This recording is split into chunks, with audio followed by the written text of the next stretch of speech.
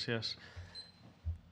Per part meva, i donat que ja estem al final de les compareixences, em centraré, abans de... intentaré justificar el perquè de la fiscalitat ambiental i d'aquest projecte de llei des d'un punt de vista econòmic i no ambiental, que entenc que la justificació ambiental ve sola. Tots, si agafem qualsevol llibre d'economia, les primeres pàgines ens diu què ha de passar perquè el mercat funcioni bé. I tots sabem les condicions bàsiques, que hi hagi competència, que hi hagi informació. El que sovint no tenim tan present és la tercera condició, que és que no hi hagi externalitats. És a dir, dit d'una altra manera, que tothom qui operi en el mercat assumeixi la integritat dels costos que ocasiona de la mateixa manera que captura la integritat o intenta capturar la integritat dels beneficis.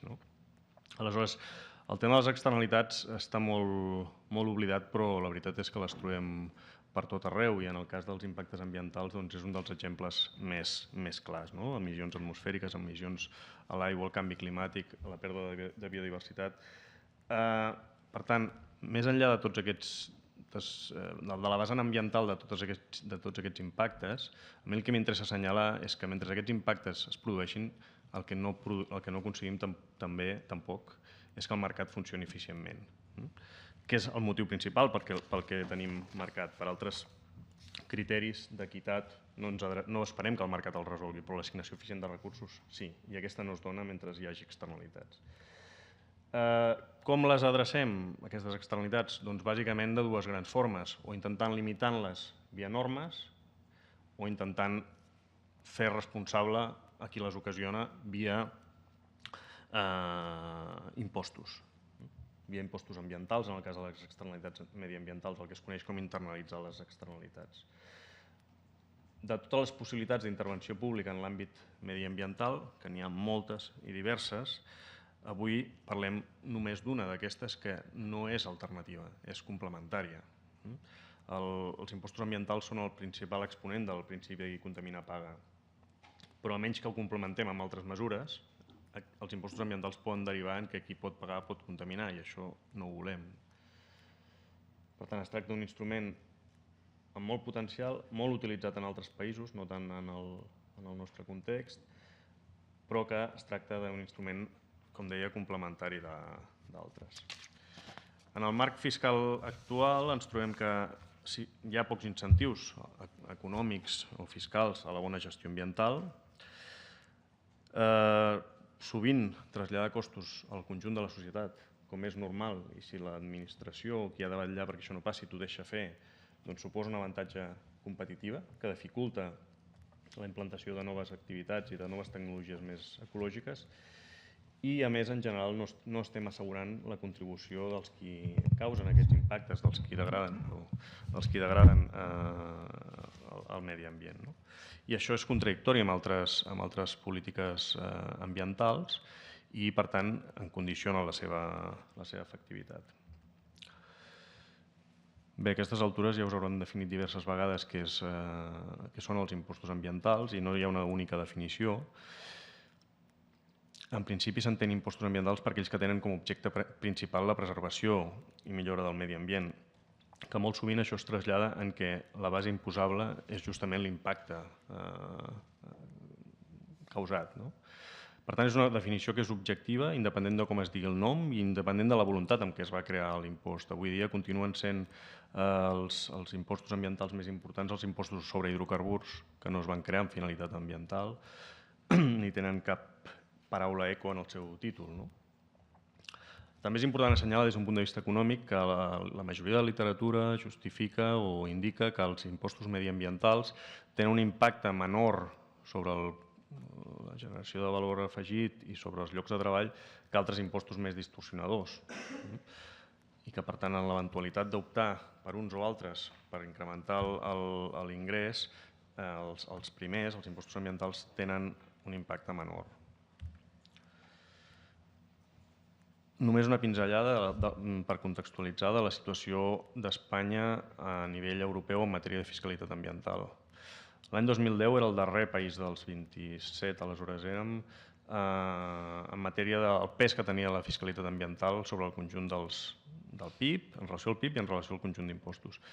Avui dia no sé si és el 27 o el 26, però en tot cas està a la cua, molt per sota del nivell mitjà. Dins d'aquest context espanyol trobem una panòplia d'iniciatives a nivell autonòmic. No hi ha hagut cap mena d'harmonització, malgrat algunes comunitats autònomes s'han emulat o s'han copiat els impostos unes als altres. Fixeu-vos que el cas de Catalunya ha estat pionera i continua sent pionera en fiscalitat dels residus municipals i amb fiscalitat sobre l'aigua. Aquí no hi ha els impostos sobre l'aigua perquè pràcticament totes les comunitats autònomes els cànons d'aigua pràcticament tots en tenen, però en canvi no ha sigut pionera en cap altre àmbit i de fet el que avui està en debat en el Parlament en alguns casos s'assembla molt al que altres comunitats autònomes ja tenen, com ara veurem. Sobre el projecte de llei, 3 diapositives en relació a l'impost que parlàveu amb anterioritat sobre l'aviació. Afecta el mitjà de transport més contaminant amb diferència en termes d'emissions per passatger i quilòmetre. L'aviació, cal dir que ha estat tradicionalment i continua sent avui dia un autèntic paradís fiscal. Front als altres tipus de transport, el combustible d'aviació no està gravat.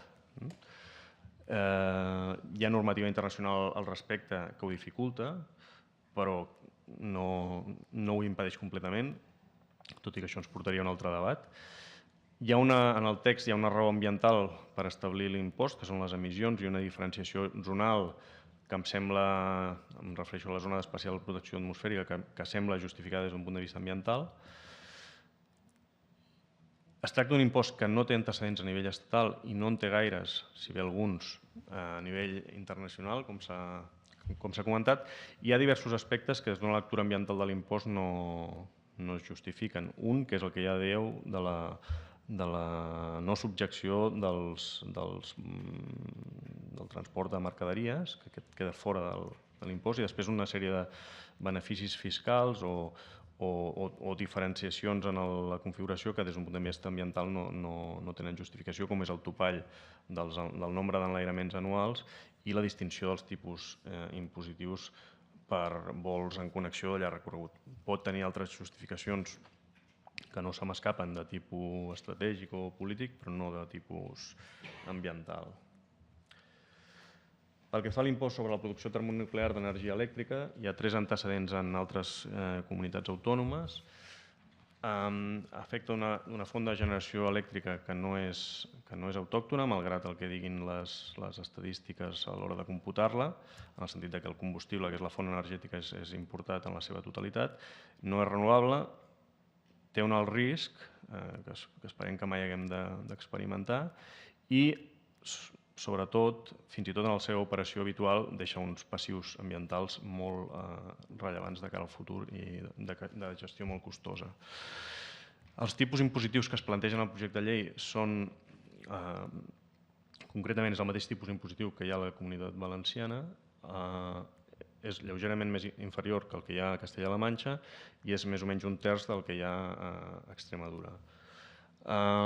Degut a la configuració actual del mercat elèctric,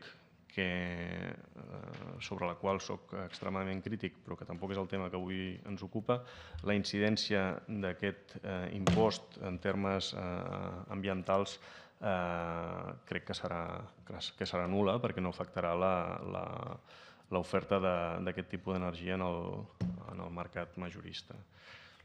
Això no vol dir que justifiqui des del punt de vista dels costos els costos o riscos que aquesta tecnologia comporta. Finalment, pel que fa a l'impost sobre contaminació atmosfèrica, tenim diferents antecedents a altres comunitats autònomes, concretament Catalunya seria la 7a comunitat autònoma que gravaria les emissions atmosfèriques. Afecta alguns dels principals contaminants i la base imposable crec que està actualment adequadament definida en el sentit que són mesures reals màssiques d'emissions. L'efecte té un mínim exempt que potser és difícil de comunicar o de justificar des d'un punt de vista ambiental, però que és comprensible per raons de gestió de l'impost en un doble sentit.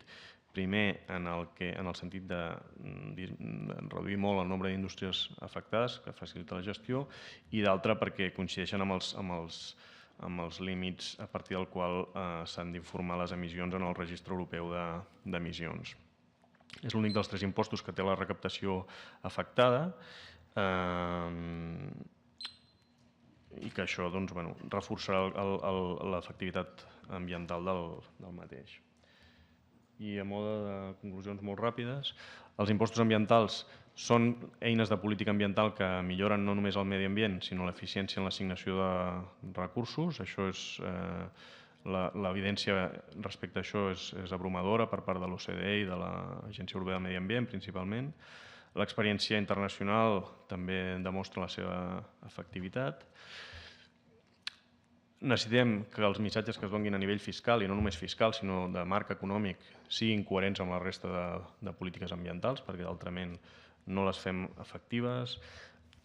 Catalunya no ha estat pionera en matèria de fiscalitat ambiental, exceptuant els 2 vectors que ja he mencionat, i amb aquests nous impostos se situaria, podríem dir, en el nivell d'altres comunitats autònomes pel que fa a nuclear i aire, i donaria un pas nou o un impost nou en el qual que possiblement sigui o vulgui ser emulat per altres comunitats autònomes en breu amb el tema de l'aviació. Globalment, per tant, crec que els nous impostos ambientals incentivarien algunes millores, significarien una contribució financera de sectors responsables d'impactes i riscos ambientals, presenten uns tipus impositius modestos o, si més no, no superiors a altres comunitats autònomes, exceptuant el de l'aviació, que no té